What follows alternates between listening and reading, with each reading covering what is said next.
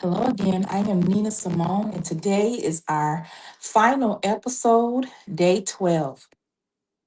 And we are talking about living peace out loud. This final message is not about fixing your child, it's about how you live right now in the middle of an unfinished story. Peace was never meant to stay hidden inside of you, it was meant to shape how you live. Living peace out loud means you respond instead of react. You rest without guilt, and you love without losing yourself. It doesn't mean your circumstances are calm, it means you are anchored.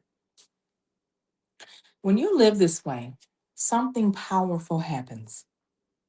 Your home feels steadier, your relationships feel safer, and your child sees a different model of strength. Peace becomes a witness, not a withdrawal.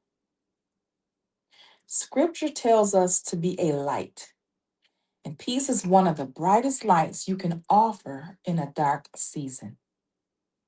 You are not called to convince, you are called to embody. I want you to ask yourself, what would it look like to live peace out loud in my daily life? What habits, boundaries, or rhythms support that peace? Let peace become your posture. You are not defined by your child's struggles.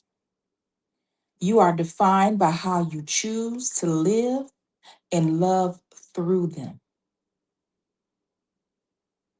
Although your journey may still be unfolding, peace can lead the way. And if you need support practicing this kind of peace, you do not have to walk alone.